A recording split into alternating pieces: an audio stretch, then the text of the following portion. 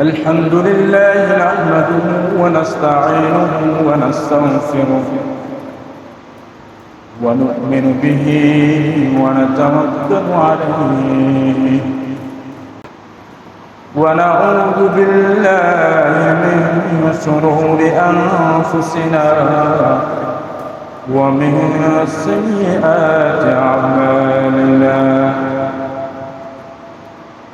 من يهده الله فلا مضل له ومن يضلل فلا هادي له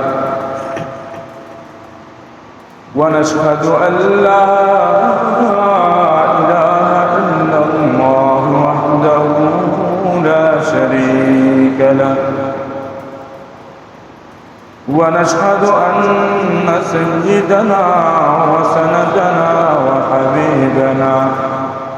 وحبيب ربنا وطبيبنا ومولانا محمدا عبده ورسوله الذي أرسله الله تعالى بالحق بشيرا ونذيرا وداعيا إلى الله بإذنه وسراجا منيرا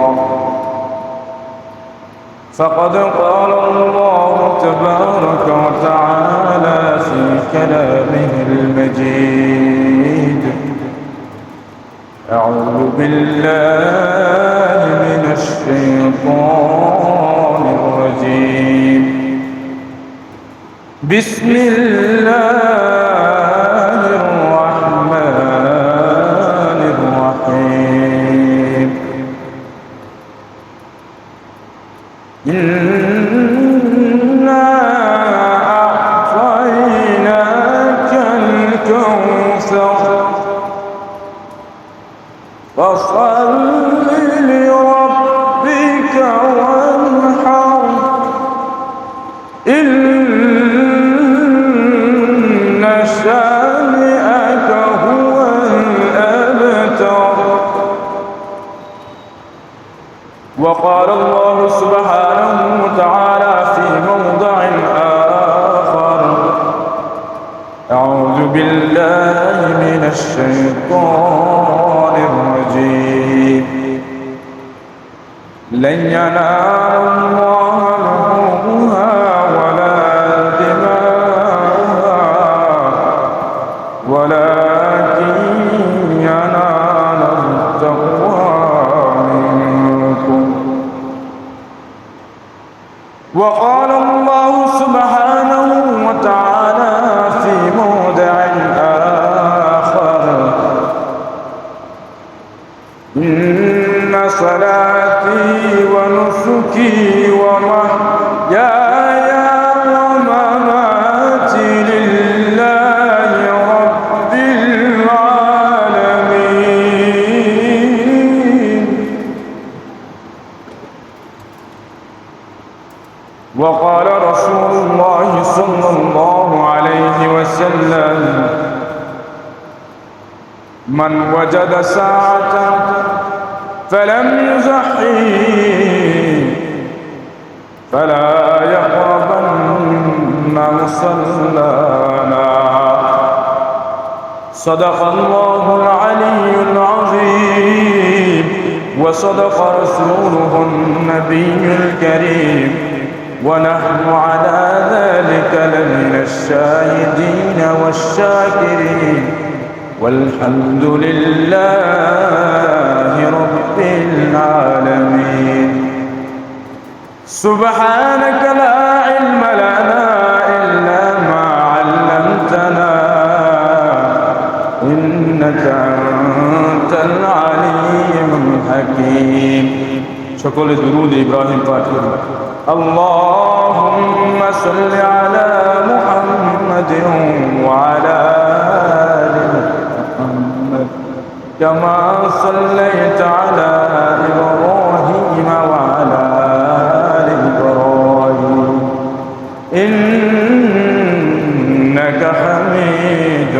مجيد اللهم بارك على محمد وعلى آل محمد كما باركت على إبراهيم وعلى آل إبراهيم إنك حميد مجيد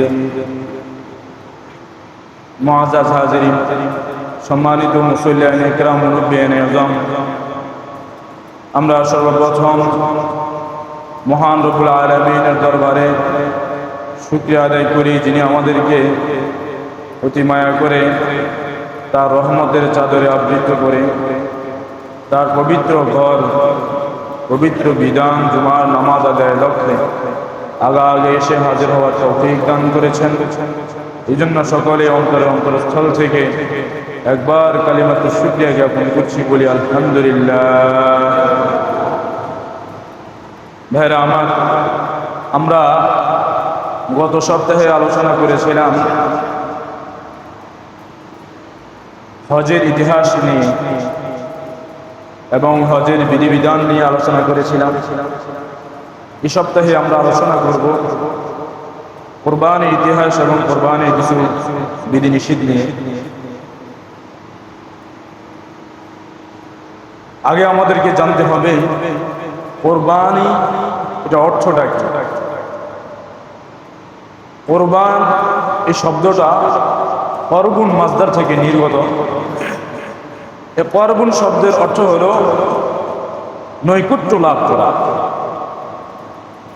বান্দা যেহেতু নিজের প্রিয় সম্পদ দ্বারা আল্লাহ রাব্বুল আলামিনের নৈকট্য অর্জন করে, এই জন্য এই কুরবানিকে কুরবান বলা হয়। কুরআনুল কারীমে আল্লাহ রাব্বুল আলামিন যখন হযরত আদম আলাইহিস সালাতু ওয়াস সালামের দুইজন সন্তানের ব্যাপারে আলোচনা করতেছিলেন, তখন তিনি তাদের ব্যাপারে বলেছিলেন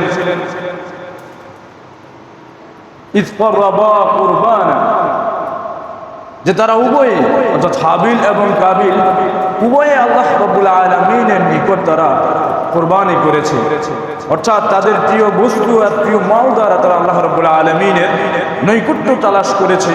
এই জন্য কুরবানিকে কুরবান বলা হয়। কুরবানের আরেকটা অর্থ রয়েছে, অর্থ হলো ত্যাগ। আল্লাহ রাব্বুল আলামিনের জন্য নিজের সবকিছু ত্যাগ করে রব্বুল আলামিনের হুকুম পালন করার নাম হলো কুরবানি। এটা আমাদের উপমহাদেশে উর্দু এবং ফার্সি এবং বাংলাতে ওই শব্দটা ব্যবহৃত হয়। কুরবান অর্থ হলো ত্যাগ। এই ত্যাগ হযরত ইব্রাহিম আলাইহিস সালাতু ওয়াস সালাম তার জীবনের শুরুলগ্ন থেকে তিনি এই সমস্ত আল্লাহ রাব্বুল আলামিনের জন্য ত্যাগ করেছিলেন। রাব্বুল আলামিন যখন তাকে যে কোনো আদেশ করেছেন, সেই আদেশের সাথে সাথে তিনি অনুসরণ করেছেন।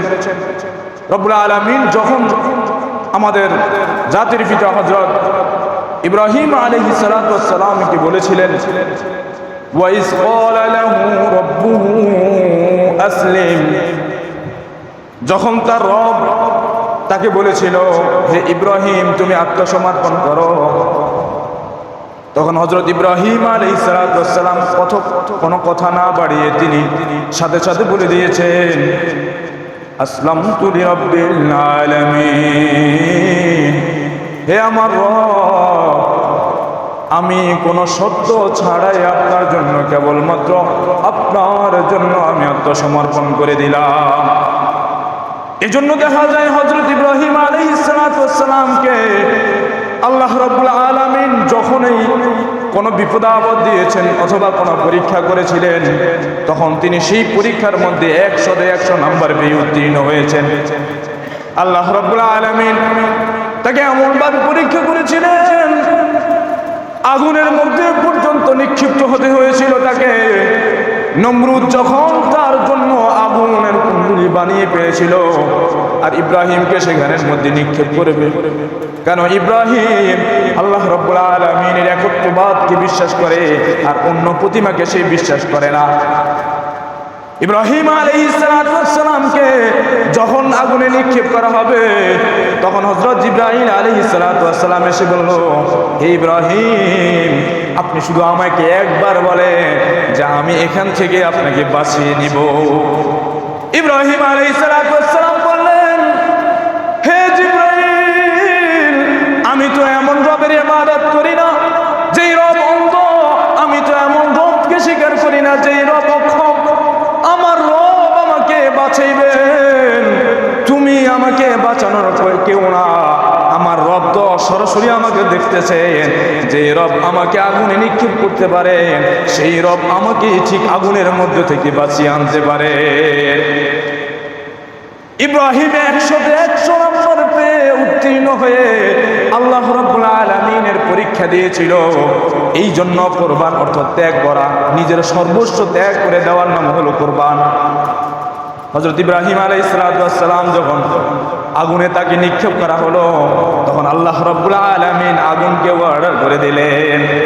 আগুনের মাঝে ক্ষমতা দিয়েছেন কে? মহান আল্লাহ রাব্বুল আলামিন।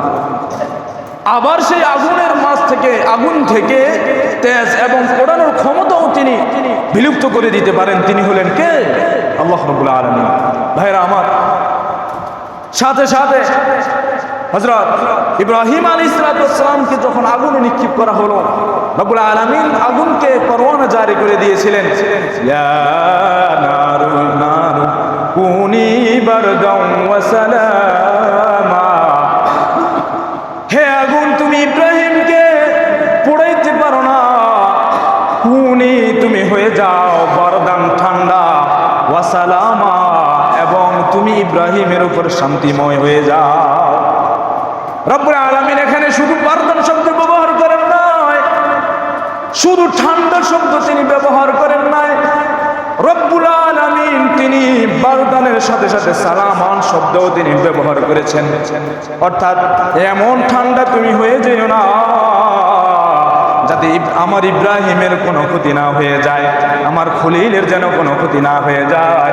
তুমি এমন ঠান্ডা হয়ে যাও ওয়াসালামান, যেটা একদম শান্তিদায়ক ঠান্ডা।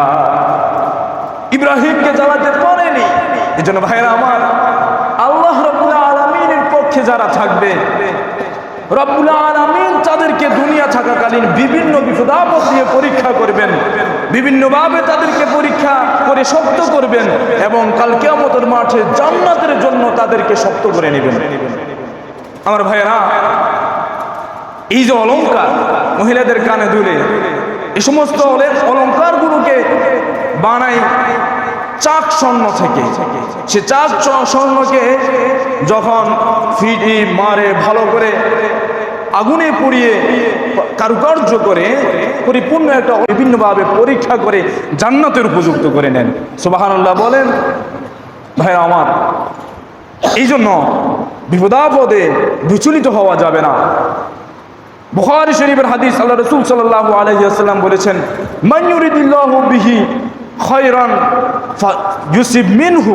রব্বুল আলামিন যাদেরকে বেশি ভালোবাসেন আর যার ব্যাপারে কল্যাণ কামনা করেন, তাকে কোনো না কোনো বিপদে ফালানোই ফালান।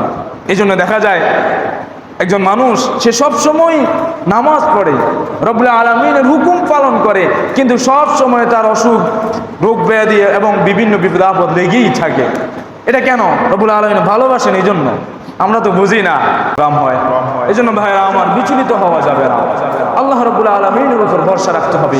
ইব্রাহিম আলাইহিস সালামকে আল্লাহ রাব্বুল আলামিন জাতির পিতা এই জন্যই বানিয়েছেন যে তিনি বিভিন্নভাবে আল্লাহ রাব্বুল আলামিনের পক্ষ থেকে পরীক্ষার শিকার হয়েছেন, আর তিনি পরীক্ষায় 100তে 100 নাম্বার পেয়ে পুরা গোটা জাতির জন্য তিনি মডেল হিসাবে এবং জাতির পিতা হিসেবে তিনি ভূমিকা পালন করেছেন। ভাইরা আমার, এরপর শুধু এটা না, আল্লাহ রাব্বুল আলামিন হযরত ইব্রাহিম আলাইহিস সালামকে সন্তান দিতেছিলেন না। অনেক বছর চলে গেল। সারাকে বিয়ে করলেন, 80 বছরের উপরে চলে গেল, কোনো সন্তান পায় না। এরপর রব্বুল আলামিনের নির্দেশে আরেকটা বিয়ে করলেন হযরত হাজরা রাদিয়াল্লাহু তাআলা আনহাকে। এরপর ওনার ঘরে একটা বাচ্চা হলো, এরপর আল্লাহ রাব্বুল আলামিনের পক্ষ থেকে হুকুম চলে আসলো। দেখেন কত বিশাল পরীক্ষা। রব্বুল আলামিন বলেছেন যে তুমি তোমার বিবি বাল বাচ্চাকে নিয়ে সেই মরুভূমি পাহাড় জায়গাতে তুমি রেখে আসো। এটা তো আগুন থেকে আরো বেশি কষ্ট। এত বছর পরে আল্লাহ রাব্বুল আলামিন তাকে সন্তান দিয়েছেন, আর এখন বলতেছেন যে তুমি তাদেরকে উভয়কে তুমি মরুভূমির মধ্যে রেখে আসো, যেটার মধ্যে কোনো কিছু নেই, কোনো গাছপালা নেই, মানুষের জন্য বসতি নেই, তুমি এমন জায়গাতে তাকে রেখে আসো। মন মানে না। তবুও আল্লাহ রাব্বুল আলামিনের বিধান, আল্লাহ রাব্বুল আলামিনের হুকুম তিনি পালনার্থে রব্বুল আলামিনের হুকুমের সামনে তিনি সারেন্ডার করেছেন এবং তার সন্তানকে এবং স্ত্রীকে তিনি রেখে আসছেন সেই মরুভূমির জায়গার মধ্যে। এখানেও তিনি 100 নাম্বার পেলেন। সন্তান যখন বড় হয়, হযরত ইব্রাহিম আলাইহিস সালাম যখন সন্তানকে একবার দেখতে আসেন, সন্তান একটু বড় হয়ে যায়। কুরআনুল কারীমের মধ্যে আল্লাহ রাব্বুল আলামিন বলেন, ফালাম্মা বালাগা মাহুস সা'য়া, যখন আল্লাহ রাব্বুল আলামিন ইসমাঈলকে কাজ করার ক্ষমতা দিয়েছেন, তার বাবার সাথে সে চলতে ফিরতে পারে, একটু বড় হয়েছে, তখন আল্লাহ রাব্বুল আলামিনের পক্ষ থেকে নির্দেশ এসে গেল, হে ইব্রাহিম তুমি তোমার সন্তানকে আল্লাহর রাস্তায় কুরবান করে দাও। এখান থেকে তুমি তোমার রবের হুকুম পালন করো, তোমার সন্তানকে প্রিয় বস্তুকে আল্লাহ রাব্বুল আলামিনের জন্য তুমি উৎসর্গ করে দাও। দেখেন কেমন পরীক্ষা।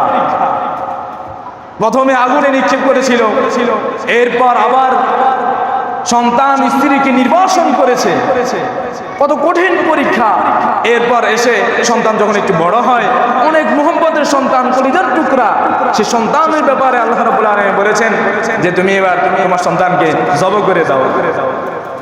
কেউ কি পারে তার সন্তানকে জবাই করতে? হযরত ইব্রাহিম আলাইহিস সালাম ইসমাঈল আলাইহিস সালামকে বললেন, ইয়া বুনাইয়া, হে আমার কলিজার টুকরা সন্তান, আমার ছেলে, ইন্নী আরা ফিল মানাম, নিশ্চয় আমি স্বপ্নের মধ্যে দেখেছি, আন্নী আযবাহুকা ফানজুর মা তারা, আমি স্বপ্নে দেখেছি তোমাকে আমি জবাই করতেছি, সুতরাং এক্ষেত্রে তোমার মতামত কি? রব্বুল আলামিনের হুকুম, এখানে তো আর কারো মতামত থাকার কথা না। কিন্তু হযরত ইব্রাহিম আলাইহিস সালাম হযরত ইসমাঈল আলাইহিস সালামকে বললেন, ফানজুর মা তারা, তোমার মতামতটা তুমি একটু আমাকে বলো। মতামত জানতে চাইলেন। দেখেন ইব্রাহিমকে আল্লাহ রাব্বুল আলামিন পরীক্ষা করলেন, আর ইব্রাহিম তার ছেলেকে পরীক্ষা করতেছে যে তোমার মতামত কি, এবার তুমি বলো। ছেলে তো বুদ্ধিমান, নবীর ছেলে, এই ভবিষ্যতে নবী হবে, সে বুঝে গেল যে আমার আব্বার স্বপ্ন, আব্বা তো একজন বড় নবী, তার স্বপ্ন কখনো সাধারণ স্বপ্ন হতে পারে না, তার স্বপ্ন নিশ্চয়ই ওহী হবে। সাথে সাথে হযরত ইসমাঈল আলাইহিস সালাম ছোট শিশু, তিনি বলতে লাগলেন, ইয়া আবাতি ফাআল মা তুমার, হে আমার আব্বা আপনি বিচলিত হবেন না, আল্লাহ রাব্বুল আলামিনের পক্ষ থেকে যেই নির্দেশ পালিত আপনি হয়েছে, যেই নির্দেশে আপনি আদিষ্ট হয়েছেন, আপনি ওই নির্দেশ পালন করেন। ইফআল মা তুমার, আপনি পালন করেন যেটা আল্লাহ রাব্বুল আলামিন আপনাকে হুকুম করেছেন। সাতাজিদুনি ইনশাআল্লাহু মিনাস সাবিরিন, নিশ্চয় আপনি আমাকে সবরকারীদের, ধৈর্যকারীদের সাথে পাবেন, আমি অবশ্যই ধৈর্য ধারণ করব। আমি কখনো এটা বলবো না, হে আমার আব্বা আমি আপনার কলিজার টুকরা সন্তান, কিভাবে আপনি আমাকে জবে করে দিতে পারেন, আমি কখনো এটা বলবো না। আপনি আমাকে আল্লাহর পক্ষ থেকে যে হুকুম রয়েছে, আপনি আমাকে যা ইচ্ছা তা করেন, আমার এতে কোনো আপত্তি নেই। বাবাও যেরকম, ছেলেও সেরকম। দুজনকে আল্লাহ রাব্বুল আলামিন পুরো উম্মতে মুসলিমার জন্য মডেল বানিয়েছেন। সুবহানাল্লাহ। ছেলেকে নিয়ে গেলেন এখন জবে করবেন, ছেলেও রাজি, বাবাও রাজি। রব্বুল আলামিনের পরীক্ষা দেওয়ার জন্য দুজন প্রস্তুত। ইসমাঈল আলাইহিস সালাম আমাদের জাতির পিতা হযরত ইব্রাহিম আলাইহিস সালামকে বললেন, হে আমার আব্বা, আপনি আমাকে বেঁধে ফেলেন, কারণ হয়তো যখন আপনি আমাকে জব করবেন, জবের সময় আমার নড়াচড়ার কারণে যদি আপনার গায়ে লাথি লেগে যায়, ঘুষি লেগে যায়, তাহলে তো এটা অনেক বড় বেয়াদবি হবে। আপনি আগে আমাকে বেঁধে নেন, এরপর আপনি আপনার চোখ বেঁধে নেন। যদি আপনি চোখ না বাঁধেন, হয়তো এটাও হতে পারে যে আপনি যখন আমার দিকে তাকাবেন, আমার চক্ষু আর আপনার চক্ষু যখন এক হয়ে যাবে, তখন মোহব্বতের কারণে আপনি আর ছুরি চালাতে পারবেন না। কেমন বুদ্ধিমান দেখেন ছেলে। হযরত ইব্রাহিম আলাইহিস সালাম ছেলের পা বেঁধে নিলেন, হাত বেঁধে নিলেন। কত আদরের সন্তান, কিন্তু রব্বুল আলামিনের হুকুমের সামনে সিলিন্ডার করার জন্য হাত বেঁধে নিলেন, পা বেঁধে নিলেন। এরপর যখন জবে করবেন, হযরত ইসমাঈল আলাইহিস সালাম আবার বললেন, হে আমার আব্বা, আপনি আমার পা এবং হাত খুলে দেন। হযরত ইব্রাহিম বললেন, এবার কেন তুমি বললা তোমার হাত এবং পা খুলে দিতে? ইসমাঈল ডেকে বললেন, কাল কিয়ামতের মাঠে যখন আল্লাহ রাব্বুল আলামিনের সামনে আমি উঠব, যখন আল্লাহ বলবেন, যদি প্রশ্ন উঠে যে হে আমার ইসমাঈল, তুমি তো রাজি ছিলে না, এজন্য তোমার হাত পা বেঁধে দেওয়া হলো, এই প্রশ্নের উদ্রেক আসতে পারে। আমরা আমাদের প্রভুর, আমাদের রবের হুকুমের সামনে পরিপূর্ণভাবে সিলিন্ডার করব। আমরা নিজেরা স্ব ইচ্ছায় আল্লাহ রাব্বুল আলামিনের হুকুমে সিলিন্ডার করব। এজন্য আমি আমার গর্দানকে ঝুঁকিয়ে দিব, আর আপনি সাথে সাথে আমাকে জবে করে দিবেন। রব্বুল আলামিন দেখতেছেন কেমন পরীক্ষা চলতেছে, দেখেন কলিজার টুকরা সন্তানকে তিনি জব করতেছেন। আমাদের জন্য যদি এমন পরীক্ষা আসতো, কি উপায় হতো বলেন? হযরত ইব্রাহিম আলাইহিস সালাম জবে করতেছিলেন। হযরত ইসমাঈল আলাইহিস সালাম বাবাকে ডেকে বললেন, বাবা, আমার আম্মু তো হয়তো চিন্তা করতে পারে, অনেক কান্নাকাটি করতে পারে, মা আমাকে অনেক বড় করেছে, একটু ছোট থেকেই তিনি তার কাছে আমি ছিলাম, সেই মরুভূমির মধ্যে আমরা দুইজনেই ছিলাম, মার সঙ্গ দিয়েছিলাম, মার অনেক বেশি আদর পেয়েছিলাম। এই সেই মা, যে মা আমার জন্য সাফা মারওয়া থেকে পানির জন্য দৌড়াদৌড়ি করতেছিল, এই সেই মা, যেই মা আমার জন্য মরুভূমির মধ্যে দীর্ঘদিন যাবৎ, দীর্ঘ বছর যাবৎ তিনি এখানে একা পড়েছিলেন, স্বামী নাই, পরিবার নাই, আত্মীয় স্বজন নাই, এই সেই মা, এই মা হয়তো আমার জন্য কান্নাকাটি করতে পারেন। এই জন্য আপনি আমার রক্ত মাখা জামাটা আমার কাছে দিয়ে আসবেন, আর বলতে থাকবেন, হে হাজেরা, তোমার ছেলে তোমার জন্য রক্ত মাখা জামাটা পাঠিয়ে দিল, তুমি চিন্তা করো না, এই রক্ত মাখা জামাটা দিয়ে তুমি কাল কিয়ামতের মাঠে তোমার ছেলের সাথে সাক্ষাৎ করবে। সুবহানাল্লাহ বলেন। ভাইরা আমার, কেমন পরীক্ষা। হযরত ইব্রাহিম আলাইহিস সালাম জব করতেছিলেন, কিন্তু ছুরির মধ্যে ধার দিয়েছেন কে? আল্লাহ। এখন আবার ছুরির ধার উঠিয়ে নিতে পারেন কে? আল্লাহ রাব্বুল আলামিন ছুরির ধারটাকে উঠিয়ে নিলেন। হযরত ইব্রাহিম আলাইহিস সালাম ছুরির উপর এক পর্যায়ে অনেক রাগান্বিত হয়ে ছুরিটাকে এভাবে নিক্ষেপ করলেন। ছুরি বুঝিয়ে দিল যে এখনো তার মধ্যে ধার রয়েছে, কিন্তু রব্বুল আলামিনের নির্দেশ ছাড়া তার ধার চলে না। যখন ছুরিটাকে অন্যত্রে নিক্ষেপ করলো, একটা বিশাল পাথর খণ্ডের মধ্যে ওই ছুরিটা পড়লো, সাথে সাথে পাথর খণ্ডটা দুই ভাগ হয়ে গেল, কিন্তু ইসমাইলকে কাটার সাহস ছুরির নেই, ছুরি ইসমাইলকে কাটতে পারে না। হযরত ইব্রাহিম আলাইহিস সালাম আর হযরত ইসমাঈল আলাইহিস সালাম বাপ বেটার অবস্থা দেখে আল্লাহ রাব্বুল আলামিন সাথে সাথে বলে দিলেন, ইব্রাহিমকে ডাক দিলেন, এবার পরীক্ষা শেষ হয়ে গেছে, ইব্রাহিম তোমার আর পরীক্ষা দেওয়া লাগবে না। পানাদাইনাহু আইয়া ইব্রাহিম, এরপর আমি ইব্রাহিমকে ডেকে বললাম, হে ইব্রাহিম, তুমি যে স্বপ্ন দেখেছিলা, এই স্বপ্নটাই তোমার বাস্তবায়িত হয়ে গিয়েছে। ওয়াফাদাইনাহু বিযিবহিন আযীম। আর আল্লাহ রাব্বুল আলামিন জান্নাত থেকে একটা দুম্বা হযরত ইব্রাহিম আলাইহিস সালাতু ওয়াস সালামের শরীর নিচে দিয়ে দিলেন, ইসমাঈলকে সরিয়ে দিলেন, দুম্বা দিয়ে দেওয়া হলো। সেখান থেকে পশু কোরবানি শুরু হতে লাগলো। আর আমাদের পর্যন্ত এসে আল্লাহ রাব্বুল আলামিন আমাদের জন্য কোরবানিকে আবশ্যক করে দিলেন। এজন্য আল্লাহ রাব্বুল আলামিন তার নবীকে হুকুম করেন, ফাসাল্লি লিরাব্বিকা ওয়ানহার, আপনি আপনার প্রভুর জন্য, আপনার রবের জন্য আপনি নামাজ আদায় করেন এবং কোরবানি আদায় করেন। ওয়ানহার, নাহরুন, নাহরুন অর্থ এই যে মানুষের জামি রয়েছে আর গলা রয়েছে, এই দুইটার মাঝখানের অংশটাকে বলা হয় নহর। এখানে জবের নাম হলো নহর। ওয়ানহার, আপনি নহর করেন, আপনি আল্লাহ রাব্বুল আলামিনের রাস্তায় কুরবানি করেন। সেখান থেকে এসে আমাদের উপর আবশ্যক করে দিয়েছেন আল্লাহ রাব্বুল আলামিন। হযরত রাসূল করিম সাল্লাল্লাহু আলাইহি ওয়াসাল্লাম বলেছিলেন, মান ওয়াজাদা সাআতান, যেই ব্যক্তি এই 3 দিনের মধ্যে অর্থাৎ জিলহজের 10 এবং 11 এবং 12 তারিখের মধ্যে আইয়ামুন নহর যেটাকে বলা হয়, এই 3 দিনের মধ্যে কেউ যদি সক্ষমতা লাভ করে 52.5 তোলা রূপার মূল্য যদি কারো কাছে থাকে,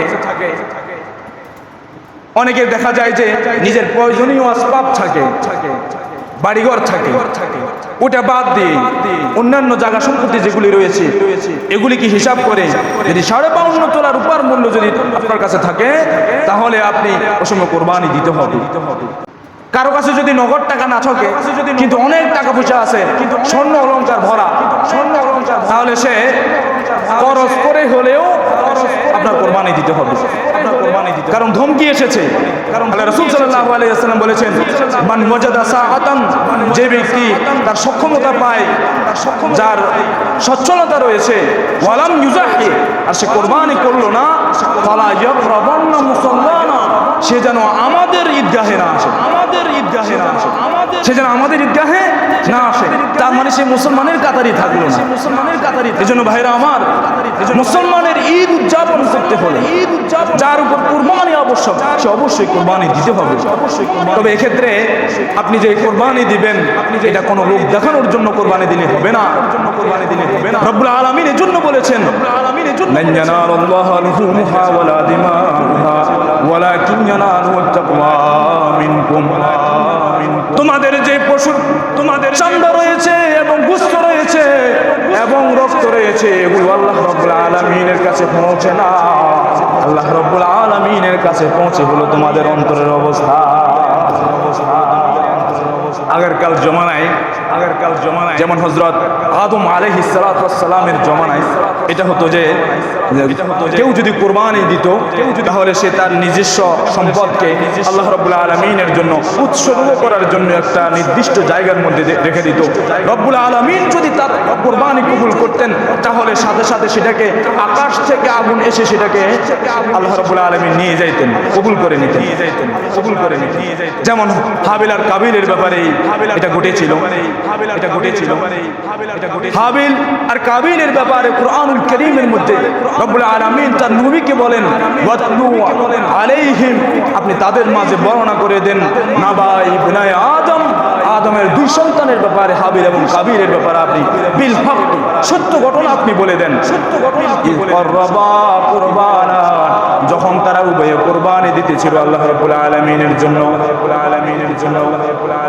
হাবিলের কুরবানি আল্লাহ রাব্বুল আলামিন গ্রহণ করেছেন, কাবিলের কুরবানি আল্লাহ রাব্বুল আলামিন গ্রহণ করেন নাই, কারণ তার অন্তর ঠিক ছিল না।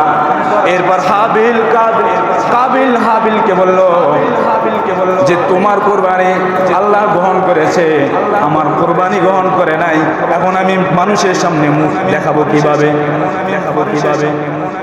হযরত আদম আলাইহিস সালাতু ওয়াস সালামের এবং হযরত হাওয়া আলাইহিস সালাতু ওয়াস সালামের সন্তানাদির মাঝে একটা সিস্টেম ছিল। ভাই বোনের মধ্যে তো বিয়ে জায়েজ নাই, কিন্তু আল্লাহ রাব্বুল আলামিন এমন একটি সিস্টেম করিয়েছেন যে হযরত হাওয়া আলাইহিস সালাতু ওয়াস সালামের পেট থেকে একসাথে একজন ছেলে একজন মেয়ে, এরপরে আবার একজন ছেলে একজন মেয়ে, এভাবে আল্লাহ রাব্বুল আলামিন দিতেন। তো দিয়ে এক পেটের সন্তানকে আরেক পেটের ছেলের সাথে মেয়ের ছেলের সাথে বিবাহ বন্ধনে আবদ্ধ হতো, যেহেতু ভাই বোনের মধ্যে বিবাহ বন্ধন জায়েজ নেই, এই জন্য আল্লাহ রাব্বুল আলামিন এই সিস্টেমটা চালু করেছিলেন। তখন তৎকালীন শরীয়তে এটা বৈধ ছিল।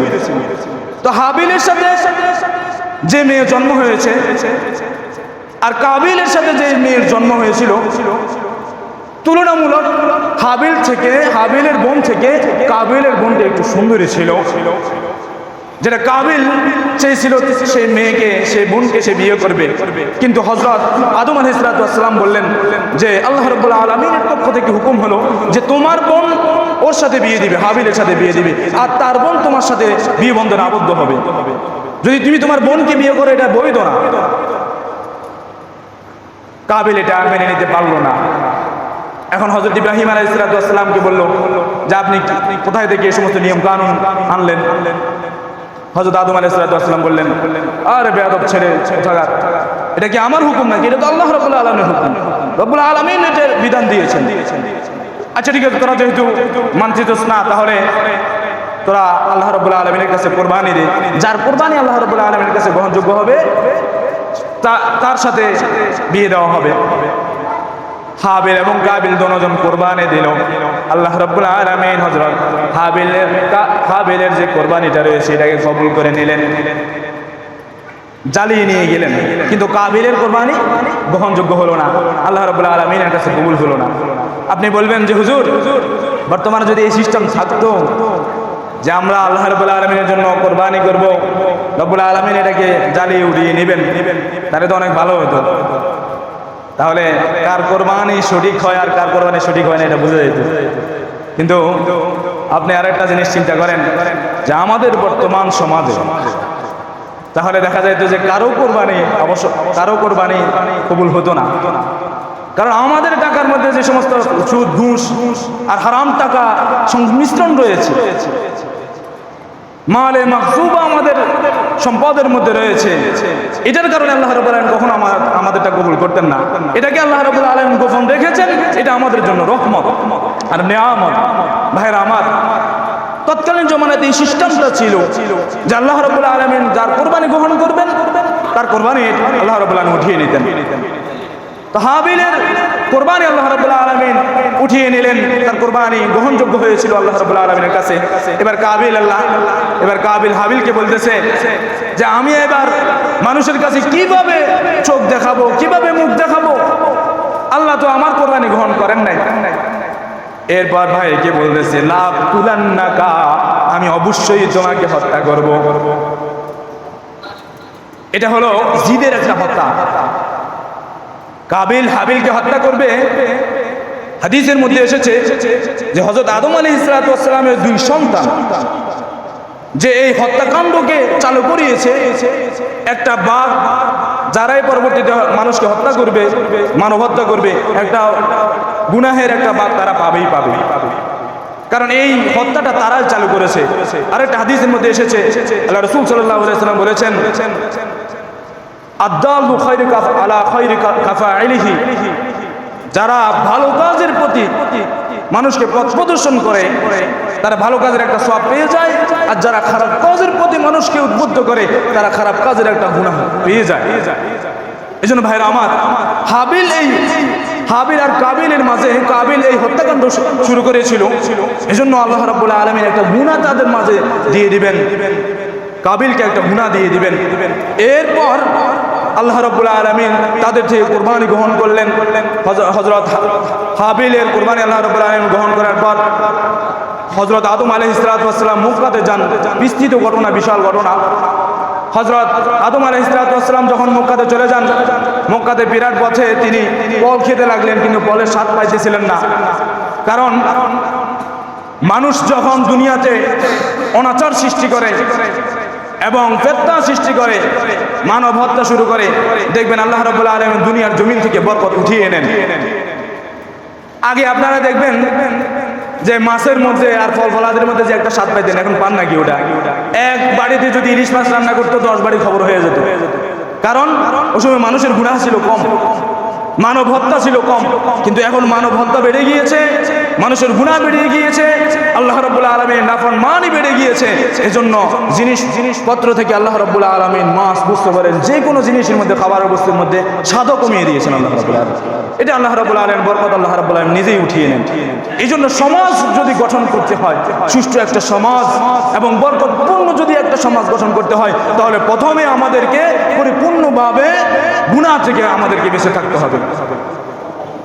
আমাদের এ পুরা গোটা জাতির মধ্যে, বিশ্বের মধ্যে সরকার আসে আর যায়, বাংলাদেশ বলেন, অন্যান্য ইউরোপ আমেরিকার সরকার বলেন, কারা বলেন তো দেখি গুনাহের ব্যাপারে পরোয়ানা জারি করেন যে এবার থেকে আর গুনাহ করা যাবে না? এটা কি কেউ আছে? কোন সরকার কি এরকম প্রত্যয় গ্রহণ করে? তাদের নিজস্ব চিন্তাধারা হলো ভিন্ন। আল্লাহ রাব্বুল আলামিন এটাই কোরআনুল কারীমে বলেছেন, ওয়ালাউ আন্না আহলাল কুরআ আমানু লাফাতাহনা আলাইহিম বারাকাতিম মিনাস সামাই ওয়াল আরদ। যখন কোন একটা কওম, কোন একটা গোত্র রব্বুল আলামিনের প্রতি ঈমান আনে এবং তাকওয়ার পথ অবলম্বন করে, তাহলে আল্লাহ রব্বুল আলামিন তাদেরকে আসমান এবং জমিন উভয়টা থেকে বরকত দিতে থাকেন। এজন্য প্রথমে আমাদেরকে গুনাহ ত্যাগ করতে হবে, এরপর সমাজটা আমাদের সুসংগঠিত হবে ইনশাআল্লাহ। ভাইরা আমার, এই হাবিল এবং কাবিলের থেকে আল্লাহ রাব্বুল আলামিন প্রথম কুরবানির সূচনা করেন। এরপর জন্তু কুরবানির ক্ষেত্রে হযরত ইব্রাহিম আলাইহিস সালাতু ওয়াস সালাম এবং হযরত ইসমাঈল আলাইহিস সালাতু ওয়াস সালাম থেকে জন্তু কুরবানির ইতিহাস চালু হয়। আর আমাদের উপর আল্লাহ রাব্বুল আলামিন সেই অনুসরণার্থে রব্বুল আলামিন আমাদের উপরও এই কুরবানি দেওয়াকে আবশ্যক করে দিয়েছেন। আল্লাহ রাব্বুল আলামিন আমাদের যাদের সামর্থ্য রয়েছে, টাকা পয়সা রয়েছে, আমরা যাতে করে এই কুরবানি দিতে পারি, আল্লাহ রাব্বুল আলামিন আমাদেরকে তৌফিক দান করেন। ওয়া আখিরু দাওয়ানা আলহামদুলিল্লাহি রাব্বিল আলামিন। যারা 4 রাকাত ক্বাবলা জুমা পড়তে পারেন নাই, 4 রাকাত ক্বাবলা জুমা পড়ে নেন।